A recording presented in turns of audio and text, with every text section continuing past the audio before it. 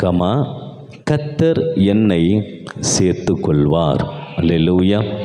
இந்த ஆகஸ்ட் மாதத்தில் இந்த சேர்த்து கொள்வார் அப்படின்ற வார்த்தை தான் இன்றைக்கி நம்ம தியானிக்க போகிறோம். இந்த சேர்த்து கொள்வார் என்ற வார்த்தைக்கு இருக்கிறதான மற்ற வார்த்தைகளை நான் இன்றைக்கு உங்களோடு கூட பகிர்ந்து கொள்ள விரும்புகிறேன். நம்பர் 1 சேர்த்து கொள்வார். நம்பர் 2 ஏற்றுக்கொள்வார். நம்பர் 2 ஏற்றுக்கொள்வார். நம்பர் 3 சொந்தமாக்கி கொள்வார். நம்பர் 3 சொந்தமாக்கி கொள்வார். நம்பர் 4 வரவேற்பு தருவார். வரவேற்பு தருவார். நம்பர் 5 ஆதரிப்பார். ஆதரிப்பார். நம்பர் 6 ஆறுதல் படுத்துவார். ஆறுதல் படுத்துவார். நம்பர் 7 மறைத்து வைப்பார். தீங்கு நாட்களில் அவருடைய சிறகுகளிலே நம்மை மறைத்து வைப்பார். நம்பர் 8 பாதுகாப்பார். பாதுகாப்பார். நம்பர் 9 தலை நிமிரச் செய்வார். தலை நிமிரச் செய்வார். கடைசியாக போதிப்பார். போதிப்பார். 10 விஷயங்களை இந்த சேர்த்துக்கொள்வார் என்ற வார்த்தையின் கீழே அது மற்ற வேத புத்தகங்களிலே சொல்லப்பட்டிருக்கிறது. சேர்த்துக்கொள்வார், ஏற்றுக்கொள்வார், சொந்தமாக்கி கொள்வார், வரவேற்பு தருவார், ஆதரிப்பார், ஆறுதல் படுத்துவார், மறைத்து வைப்பார், பாதுகாப்பார், தலை நிமிரச் செய்வார், போதிப்பார் என்கிற வார்த்தையை இந்த வார்த்தைகளை நான் உங்களோடு கூட பகிர்ந்திருக்கிறேன். அல்லேலூயா. தகப்பனும் தாயும் கைவிட்டாலும் கர்த்தர் என்னை சேர்த்துக்கொள்வார். ஆமென். த எமோஷனல் நீட்ஸ், ஒரு குழந்தை எதிர்பார்க்கிற எமோஷனல் நீட்ஸ் அப்படின்னா உணர்ச்சி பூர்வமான தேவைகளை ஆண்டவர் நமக்காக சந்திப்பார். ஒரு குழந்தை ஒரு தாய்கிட்ட ஒரு தகப்பன்கிட்ட எதிர்பார்க்கிற எமோஷனல் நீட்ஸ் அப்படின்னா உணர்ச்சிகரமான தேவைகளை ஆண்டவர் நமக்கு தருவார். ஆண்டவர்கிட்ட இருந்து நமக்கு அது கிடைக்கும். அதை கர்த்தர் சந்திப்பார். அல்லேலூயா. நன்றாக கவனிக்கணும். தகப்பனும் தாயும் கைவிட்டாலும் இல்லையா. மேக்சிமம் ஆண்டவருடைய வார்த்தையில் நமக்கு தெரிஞ்சுக்க வேண்டிய ஒரு விஷயம், அவ்வளோ சீக்கிரம் தகப்பனும் தாயும் என்ன செய்ய மாட்டாங்க, கைவிட மாட்டாங்க. அது ரொம்ப கஷ்டம். தன்னுடைய பிள்ளைகள் எப்படிப்பட்டவர்களாக இருந்தாலும் அவர்களை சேர்த்து கொள்ளுகிற 2 முக்கியமான உறவுகள் தகப்பனும் தாயும். ஆமென். எல்லாரும் பிள்ளையை குறித்து ஒரு மாதிரி பேசலாம், பிள்ளையை குறித்து ஒரு மாதிரி ஏளனம் பண்ணலாம், பரியாசம் பண்ணலாம். ஆனால் அந்த பிள்ளையை குறித்து அப்படி ஊர் ஜனங்கள் பேசினாலும் கூட அரவணைக்கவும், ஆறுதல் படுத்தவும், தேற்றவும், ஏற்றுக்கொள்ளவும் தயாராக இருக்கிற இருவர் யார் என்று சொன்னால் தகப்பனும் தாயும். இல்லையா. தகப்பனும் தாயும். உலகமே சபிக்கலாம், ஆனால் தகப்பனும் தாயும் ஆசீர்வதித்தால் அந்த சாபம் பலிக்காது. ஆனால் உலகமே உன்னை ஆசீர்வதிக்கலாம், தகப்பனும் தாயும் உன்னை சபித்தால் அந்த ஆசீர்வாதம் பலிக்காது. ஆமென். அந்த எமோஷனல் நீட்ஸ், உணர்ச்சி பூர்வமான தேவைகள், ஒரு குழந்தை தன் தகப்பனிடத்தில் தாயிடத்தில் எதிர்பார்க்கிற உணர்ச்சி பூர்வமான தேவைகளை ஆண்டவர் சந்திப்பாராம். ஆண்டவர் சந்திப்பாராம்.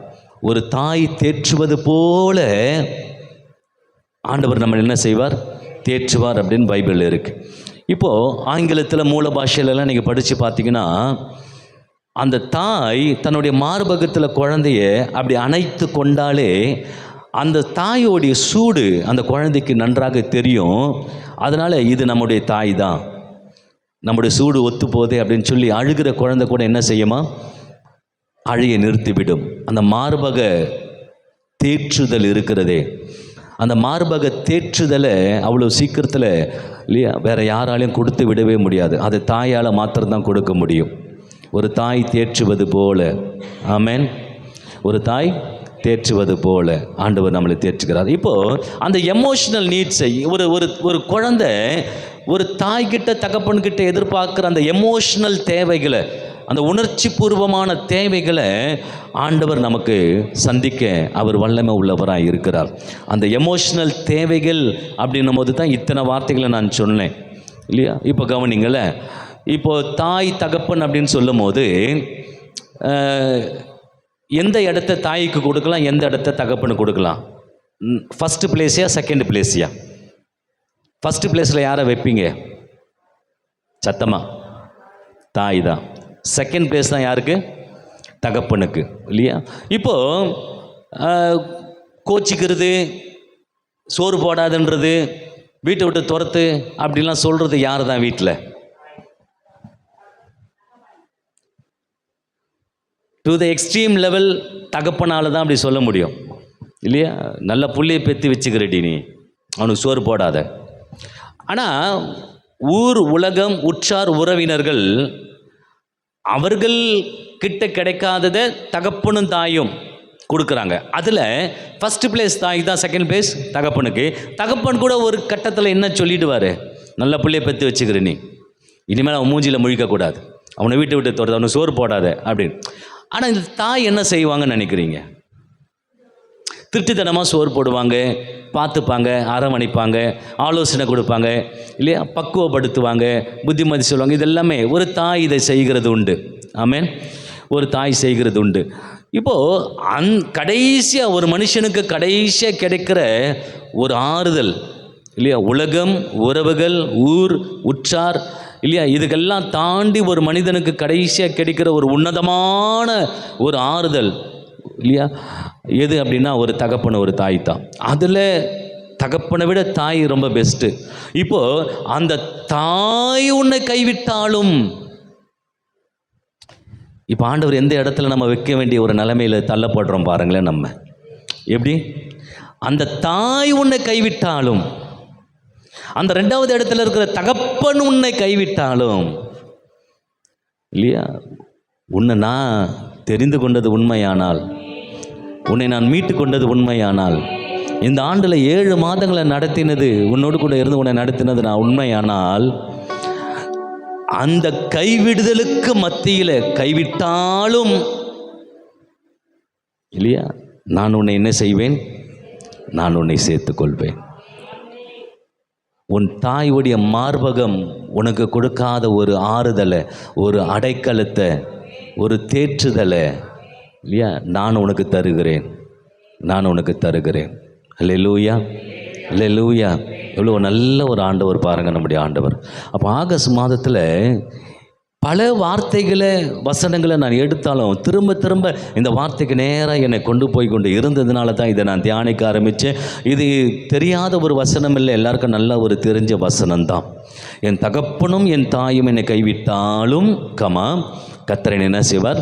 சேர்த்துக்கொள்வார். அந்த சேர்த்துக்கொள்வார் அந்த வார்த்தைக்கு எத்தனை வார்த்தைகளை சொன்னேன்? 10 வார்த்தைகளை நான் சொல்லியிருக்கிறேன். இது எல்லாமே எமோஷ்னல் நீட்ஸ், உணர்ச்சி பூர்வமான தேவைகள். அந்த தேவைகளை யார் சந்திப்பாரா? ஆண்டவர் நமக்கு சந்திப்பார். அல்லேலூயா, அல்லேலூயா, அல்லேலூயா. தகப்பனும் தாயும் கைவிட்டாலும் அவரே நம்மை சேர்த்து கொள்வார். தகப்பனும் தாயும் கைவிட்டாலும் அவரே நம்மை சேர்த்து கொள்வார். கர்த்தர் மேல் பாரத்தை வைத்து விடு, கலங்கி தவிக்காதே, அவரே உன்னை ஆதரிப்பார், அதிசயம் செய்வார். நல்லா கவனிக்கணும். இந்த இடத்துல ஆங்கிலத்தில் வாசிக்கும்போது ஷுட் அப்படின்ற ஒரு வார்த்தை இருக்கிறது. அப்படின்னா தகப்பனும் தாயும் கைவிட்டாலும் அப்படி நம்ம பைபிள் இருக்குது. ஆனால் ஆங்கிலத்திலலாம் நீங்கள் படித்து பார்த்தீங்கன்னா தெரியுது, தகப்பனும் தாயும் கைவிடணும், தகப்பனும் தாயும் கைவிடணும், நான் உங்களை சேர்த்துக்கொள்வேன். ஆமென். எல்லா கரங்களும் என்னை கைவிடுகிறது, என்னை கை கழுவுகிறது என்றால் உன்னதமான ஒரு கரம் எனக்காக நீட்டப்பட்டு இருக்கிறது, என்னை கரம் பிடிக்க போகிறது. ஏன் இந்த கரங்கள் எல்லாம் என்னை கைவிடுகிறது? ஏன் இந்த கரங்கள் எல்லாம் என்னை கை கழுவி விடுகிறது? ஒரு உன்னதமான கரம் என் கரத்தை பிடிப்பதற்காகத்தான். அல்லேலூயா, ஆமென். அப்போ தகப்பனும் தாயும் கைவிட்டாலும் அப்படி இல்லை, தகப்பனும் தாயும் கைவிடணும், கைவிட்டணும். நான் உன் கையை பிடிக்கணும், நான் உன் கையை பிடிக்கணும். அப்படிதான் ஆங்கிலத்தில் போடப்பட்டிருக்கிறது. அல்லேலூயா, ஆமென். எல்லாரும் நம்மளை கைவிடுறாங்க சில நேரங்களில். ஆனால் சோறு போடுற ஒரு கை இருக்குது வீட்டில் அப்படின்ற ஒரு நினைப்போடு தான் வீட்டுக்கு வரும். இப்போ அந்த கையும் நம்மளை கை கழுவுதுன்னும் போது தான் உலகமே நமக்கு இருளாக தெரிகிறது, உலகமே நமக்கு இருளாக தெரிகிறது. ஆனால் ஆண்டவர் சொல்கிறாரு, அந்த மாதிரி நேரத்திலும் கூட நான் உன்னை என்ன செய்வேன், தேர்ச்சுவேன். அப்போ ஆகஸ்ட் மாதத்தில் நம்ம என்ன செய்யணும்னு ஆண்டவர் விரும்புகிறார். இன்னைக்கு காலையில் ஃபாஸ்டிங் ப்ரேயரில் நான் அதை தான் சொன்னேன். தகப்பனும் தாயும் கைவிட்டாலும் நீ ஃபீல் பண்ணிட்டு உட்காந்துட்ருக்காத.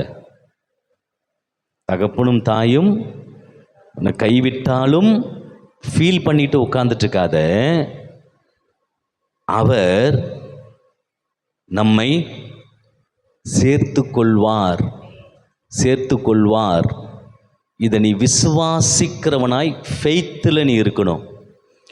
கைவிட்டாலும் என்பது ஃபீலிங்கில் இருப்பது, சேர்த்து கொள்வார் என்பது ஃபெய்த்தில் இருப்பது, விசுவாசத்தில் இருப்பது. ஆகஸ்ட் மாதத்தில் எது நடந்தாலும் ஒரு நொடி பொழுது கூட நாம் இந்த வார்த்தையின் அடிப்படையில் ஃபீல் பண்ணுறவர்களாக இருக்கக்கூடாது. நாம் ஃபீலிங்கில் வாழ போகிறது இல்லை. ஆகஸ்ட் மாதத்தில் ஃபெய்த்தில் வாழ போகிறோம். என்னை சேர்த்து கொள்ள ஒருவர் இருக்கிறார், என்னை அணைத்து கொள்ள ஒருவர் இருக்கிறார், என்னை ஏற்றுக்கொள்ள ஒருவர் இருக்கிறார், என்னை சொந்தமாக்கி கொள்ள ஒருவர் இருக்கிறார், என்னை வரவேற்க ஒருவர் இருக்கிறார், என்னை ஆதரிக்க ஒருவர் இருக்கிறார், என்னை ஆறுதல் படுத்த ஒருவர் இருக்கிறார், என்னை மறைத்து வைத்து கொள்ள ஒருவர் இருக்கிறார், என்னை பாதுகாக்க ஒருவர் இருக்கிறார், என் தலையை நிமிரச் செய்ய ஒருவர் இருக்கிறார், எனக்கு போதிக்க ஒருவர் இருக்கிறார். நான் ஃபெய்த்தில் வாழ போகிறேன். ஆகஸ்ட் மாதத்தில் யார் கைவிட்டாலும் நான் ஃபீலிங்கில் வாழ போகிறது கிடையாது என்று சொல்லி இந்த தீர்மானத்தோடு கூட இன்று நாம் இச்சபையை விட்டு நம்ம கடந்து போகிறோம். அல்லேலூயா, அல்லேலூயா. அப்போ ஆகஸ்ட் மாதத்தில் நம்ம செய்ய வேண்டிய தீர்மானம் பொறுத்துனா என்ன? எது நடந்தாலும் நான் ஃபீல் பண்ண மாட்டேன், ஃபீலிங்கில் நான் வாழ போகிறதில்லை, ஃபெய்த்தில் வாழ போகிறேன். என் ஆண்டவர் என் கூட இருக்கிறார். அல்லேலூயா, அல்லேலூயா. கல்லறைக்கிட்ட இயேசு வந்து நிற்கிறாரு. நல்ல கவனிங்க, கல்லறைக்கிட்ட இயேசு வந்து நிற்கிறாரு. சிஸ்டர்ஸுங்க அழுதுட்டுருக்குறாங்க, மார்த்தால மரியாதை அழுதுட்டுருக்குறாங்க, ஊர் ஜனங்கள்லாம் பார்த்துட்ருக்குறாங்க. இப்போ ஆண்டவர் பேசுகிறார். என்ன பேசுகிறார், எதை பற்றி பேசுகிறார் தெரியுமாங்க? நீ விசுவாசித்தால் தேவனுடைய மகிமையை காண்பாய். ஃபெய்த்தை பற்றி பேசுகிறாரு, ஃபெய்த்தை பற்றி, விசுவாசத்தை பற்றி பேசுகிறாரு கல்லறையில். ஏன்னா இவங்க அழுதுட்டுருக்குறாங்க, இவங்க ஃபீலிங்கில் இருக்கிறாங்க. ஃபீலிங்கில் இருக்கிற அவங்களுக்கு கர்த்தர், நீங்கள் ஃபீலிங்கில் வாழக்கூடாதுமா, ஃபெய்த்தில் வாழணும். நீ விசுவாசத்தால் தேவனுடைய மகிமையை காண்பாய். மரித்தவனை கர்த்தர் உயிரோடு கூட திரும்ப கொண்டு வந்தார். அல்லேலூயா, அல்லேலூயா. எல்லாம் சொல்லுங்கள், நான் ஃபீலிங்கில் வாழ போகிறது இல்லை, நான் ஃபெய்த்தில் வாழ போகிறேன். திரும்ப சொல்லுங்களேன், நான் ஃபீலிங்கில் வாழ போகிறது இல்லை, நான் ஃபெய்த்தில் வாழ போகிறேன்.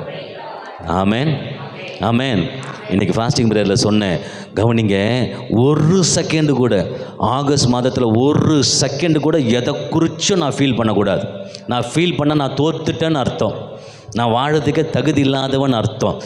எது நடந்தாலும் கவனிங்க, நடக்கவே கூடாத ஒன்று தகப்பனும் தாயும் கைவிட்டாலும், ஆனால் அதுவே நடந்தாலும் நான் ஃபீல் பண்ண போகிறதில்ல, ஃபீலிங்கில் வாழ போகிறதில்ல, ஃபெய்த்தில் வாழ போகிறேன். இந்த கரங்கள் என்னை கைவிட்டது, கை கழுவிச்சு. உன்னதமான ஒரு கரம் என் கரத்தை பிடிக்கிறது, என் கரத்தை பிடிக்கிறது என்று சொல்லி நான் ஃபெய்த்தில் வாழ போகிறேன். அல்லேலூயா. எல்லா கதவுகளும் அடைக்கப்படும் போது காரணத்தை தேடுவாயானால் ஃபீல் பண்ணிட்டு உட்காந்துட்டு இருக்காத, ஃபெய்த்தில் சொல்லு. எல்லா கதவுகளும் மூடப்படுகிறது, ஒரு கதவு திறக்கப்பட போகிறது என்று அர்த்தம். அல்லேலூயா, அல்லேலூயா. வேதத்தில் வாசிக்கிறோம், 12 வருஷம் பெரும்பாடு உள்ள ஸ்திரியை குறித்து வேதத்தில் வாசிக்கிறோம். என்ன வாசிக்கிறோம்? அவ தன்னுடைய ஆஸ்திகள் எல்லாத்தையும் வித்துட்டு எல்லா மருத்துவமனைகளுக்கும் போயிட்டு வந்ததாக பைபிள் இருக்கிறது. ஆனால் எல்லா மருத்துவமனைகளுக்கும் போய் வந்த பிறகும் பைபிள் என்ன சொல்லுது?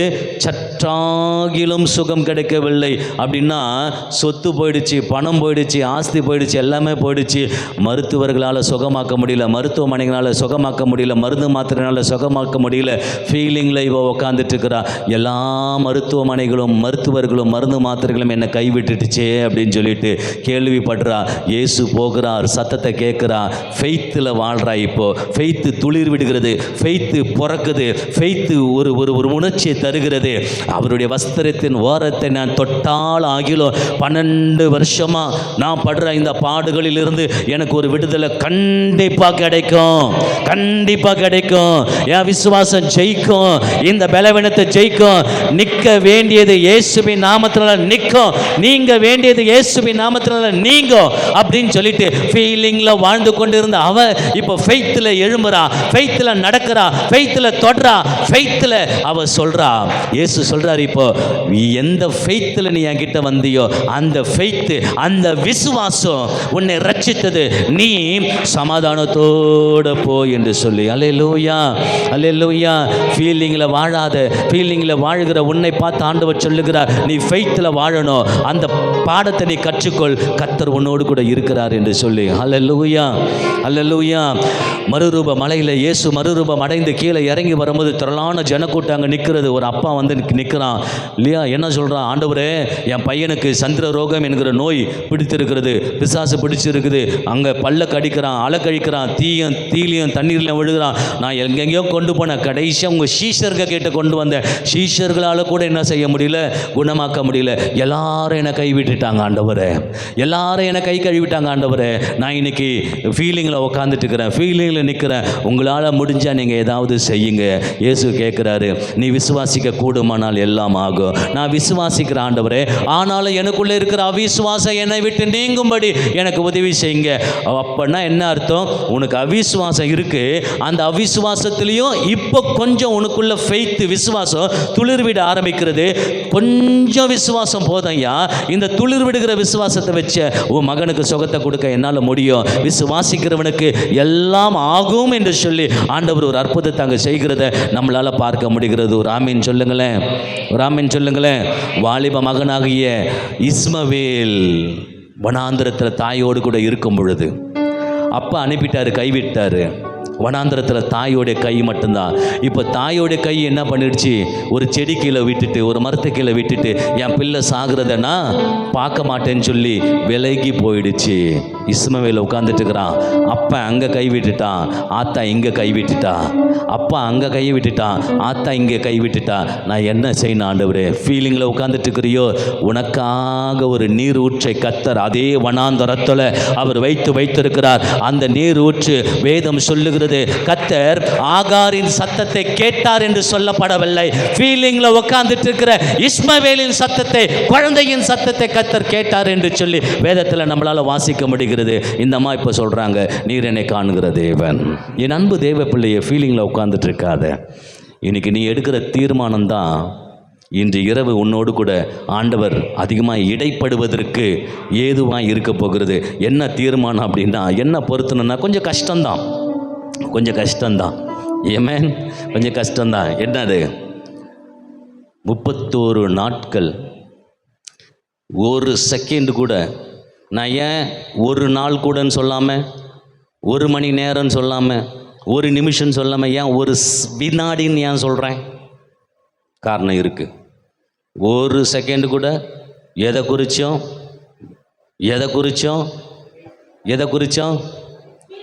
ஃபீல் பண்ணக்கூடாது. நீ ஃபீல் பண்ணால் நீ தோத்துட்டேன்னு அர்த்தம். ஆமேன்.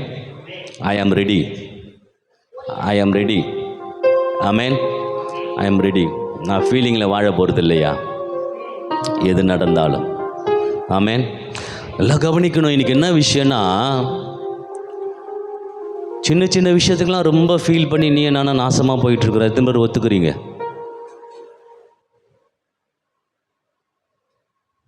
இப்போ நீங்கள் அமைதியாக இருக்கிறத நான் என்ன ஃபீல் பண்ண வைக்குது? நான் இப்போ ஃபீலிங்கில் இருக்கிறேன். ஆமேன்.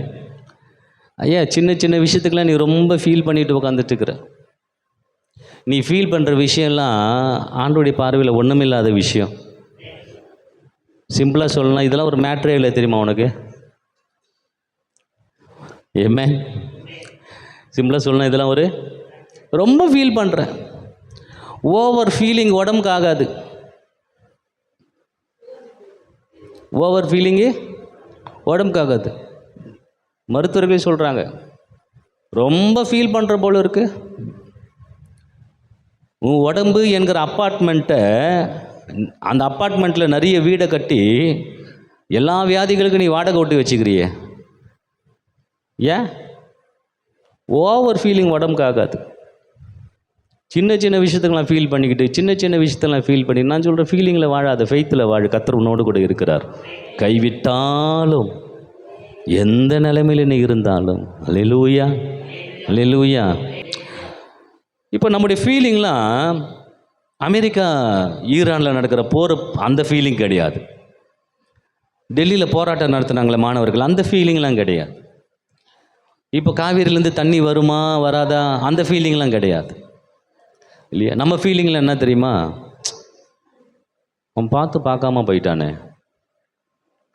இல்லையா, என்கிட்ட பேசாமல் போயிட்டானே அப்படி. இது ஒன்றுத்துக்கும் உதவாத ஃபீலிங்கா இது. இந்த feeling nothing is going to happen. ஏமேன். நான் அடிக்கடி நான் சொல்கிறேன், இது உண்டு. நீ ஓடினாதான், நீ சம்பாதிச்சாதான், நீ வேர்வை சிந்தினாதான் உனக்கும் உன் பிள்ளைங்களுக்கும் சோறு. இதில் எவன் பேசுனா உனக்கு என்ன, எவன் பேசாமல் போனால் உனக்கு என்ன? ஆமேன். ஏன் வேதத்தில் வாசிக்கிறோம், ஆண்டவர் ஃபீலிங்ஸுக்கு எப்பவுமே முக்கியத்துவத்தை கொடுக்குற ஆண்டவர். You need to feel the presence of God. தேவனுடைய சபையில் கர்த்தருடைய பிரசனத்தை உணர்கிறவர்களை ஃபீல் பண்ணுறவர்களாக இருக்கணும். ஆமேன். ஆனால் நீ எதுக்கெல்லாம் இப்போ ஃபீல் பண்ணிகிட்டு இருக்கிற?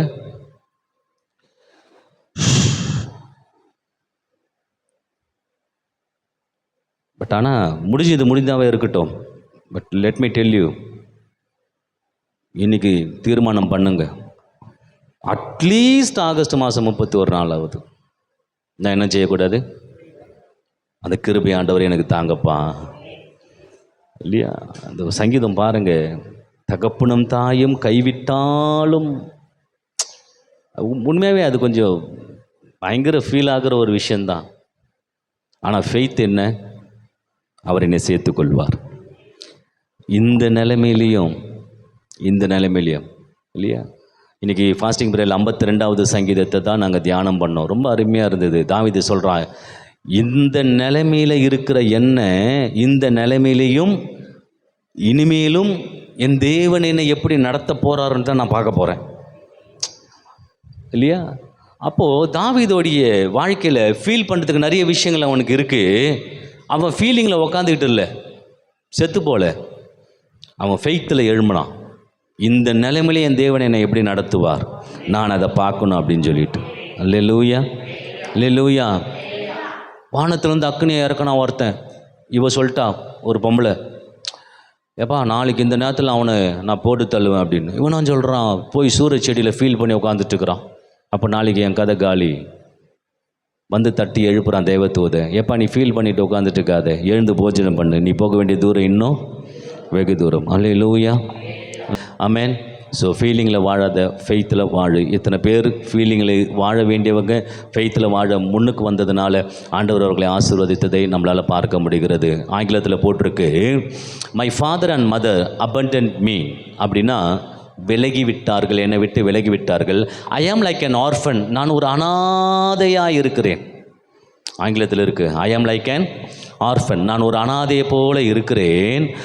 ஆனால் நீங்கள் என்ன பண்ணீங்க, என் கிட்ட வந்தீங்க, யூ டுக் மீ, என்னை உங்கள் கரங்களிலே எடுத்து கொண்டீங்க. And you made me yours, உமக்கு சொந்தமாக என்னை ஆக்கிவிட்டீர்கள் அப்படின்னு சொல்லியிருக்கு. அல்லேலூயா, ஆமென். தகப்பனும் தாயும் கைவிட்டாலும் கர்த்தர் என்னை, தகப்பனும் தாயும் கைவிட்டாலும் கமா ஃபீலிங்ஸ், கர்த்தர் என்னை சேர்த்துக்கொள்வார். ஃபெய்த், ஆமென்.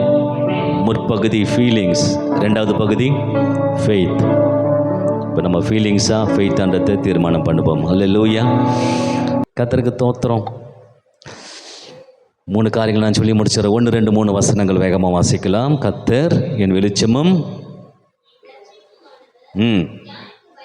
பாருங்களேன், யாருக்கு நான் பயப்படணும்? ஸோ முதல் குறிப்பு, பயப்படாமல் இருக்க வேண்டும். நீ ஃபீலிங்கில் வாழாமல் ஃபெய்த்தில் வாழணும்னா பயப்படாமல் இரு.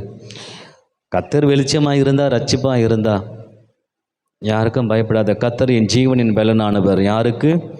என் சத்துருக்களும் என் பகைஞனும் ஆகிய பொல்லாதவர்கள் என் மாம்சத்தை பட்சிக்க என்னை நெருக்குகையில் அவர்களே எனக்கு விரோதமாக ஒரு பாளையம் இறங்கினாலும் என் இருதயம் பயப்படாது. 13வது வசனத்தில் நானும்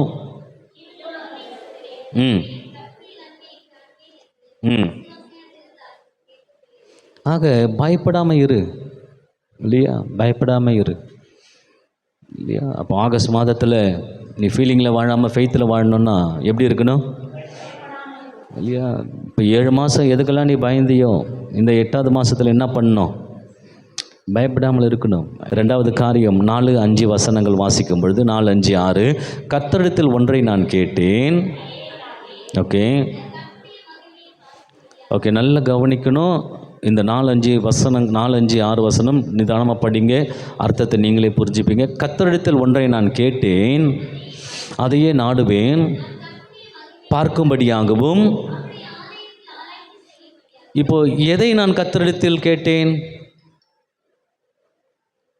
கர்த்தரிடத்தில் ஒன்றை நான் கேட்டேன், அதையே நாடுவேன். எதை? ஆலயத்தை குறித்து அவன் பேசுகிறான். ஆலயத்தில் ஆராய்ச்சி செய்யும்படியாகவும், நீர் என் ஜீவனுள்ள நாளெல்லாம் கர்த்தருடைய ஆலயத்தில் தங்கியிருப்பதையே. இப்போது ஃபீலிங்கில் வாழாமல் ஃபெய்த்தில் வாழணும்னு நினைக்கிறவன் ஒன்று தான் ஆண்டவர்கிட்ட கேட்குறான். ஒன்றை நான் கேட்டேன், அதையே நான் நாடுவேன். என்ன கேட்குறான்? ஆலயம், சர்ச். ஆமென். அப்போது அந்த ஆலயத்தில் என்ன செய்யணுமா? ஆராய்ச்சி செய்யும்படியாக. ஆமென். வேற எதையும் பார்க்கறதுக்கு இல்லை. சர்ச்சு பார்க்க வேண்டிய ஒருவரை பார்க்கக்கூடாது எல்லாவற்றையும் பார்க்கறதுக்கு பேர் சர்ச் இல்லை.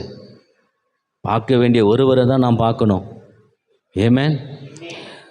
அவரை நாம் பார்க்கணும், அவரும் என்னை பார்க்க வைக்கணும். என் துதினாலே, என் ஸ்தோத்திரத்தினாலே, என் ஆராதனையினால என்னை திரும்பி பார்க்கணும் அவர். I have to do something inside the church for my God to turn and see me. என்னை திரும்பி பார்க்க. ஹல்லேலூயா. இப்போது இந்த 2வது என்ன சொல்லுவேன் அப்படின்னாக்கா, பாக்கியவானாக இருக்க வேண்டும். ஏன்னா டிபிடி பைபிள் அப்படி தான் போட்டிருக்கு. சர்ச்சில் இருக்கிறது ஒரு பெரிய பாக்கியம்.